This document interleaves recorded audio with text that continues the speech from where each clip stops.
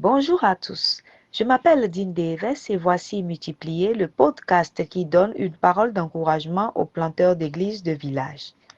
L'incarnation de notre Seigneur Jésus-Christ est pleine d'émerveillement et de mystères, de puissance et de bénédiction. Quelle joie donc de célébrer Noël! Le Verbe s'est fait chair et a fait sa demeure parmi nous. Nous avons vu sa gloire, la gloire du Fils unique qui est venu du Père, plein de grâce et de vérité. Jean 1, verset 14. Le Fils éternel de Dieu est venu à nous. Malgré notre pauvreté, notre péché et notre ignorance, le Roi des rois est venu pour faire sa maison parmi nous. Je suis fasciné par les nombreuses visites angéliques qui entourent la naissance de Jésus notre Seigneur. Les anges sont de puissants messagers envoyés par Dieu pour faire sa volonté et communiquer avec les gens. Souvent, dans les histoires de Noël, la première chose qu'un ange doit dire est « N'ayez pas peur ». Ce sont des êtres puissants et impressionnants envoyés du ciel à la terre pour interagir avec les gens. Cependant, lorsque l'ange du Seigneur a parlé à Joseph dans un rêve, son message n'était pas terrifiant, il était plein d'espoir et de paix.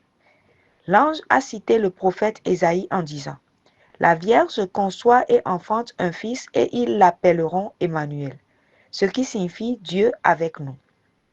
C'est vrai, l'ange a dit à Joseph que la Vierge avec qui il était fiancé allait concevoir un enfant du Saint-Esprit et donner naissance à un fils qui serait Emmanuel, Dieu avec nous. Bien que ce soit inattendu et très inhabituel, la nouvelle que l'ange du Seigneur a donnée à Joseph était en effet une bonne nouvelle. Dans le jardin, l'homme et la femme avaient vécu en communion avec Dieu. Mais nos ancêtres se sont rebellés contre lui, tournant le dos à sa bonté. La Bible dit que chacun de nous s'est égaré. Comme des brebis dans notre rébellion, nous nous sommes éloignés de Dieu. Le résultat est la brisure et la peur, la culpabilité et la honte. Mais Dieu a pris les choses en main. Il nous a envoyé Jésus, Emmanuel, Dieu avec nous. Jésus s'est dépouillé lui-même en prenant une forme de serviteur, en devenant semblable aux hommes. Et ayant paru comme un simple homme, Philippiens chapitre 2, verset 7, elle est venue chez les siens et les siens ne l'ont point reçue. Mais à tous ceux qui l'ont reçue, à ceux qui croient en son nom, elle a donné le pouvoir de devenir enfants de Dieu, lesquels sont nés incroyables. Jean chapitre 1, verset 11-12. Frères et sœurs, c'est l'amour de Dieu pour nous. Dieu est venu à nous en la personne de Jésus. Non pas parce que nous étions bons ou méritants, non pas parce que nous avions de la sagesse ou des richesses à lui offrir.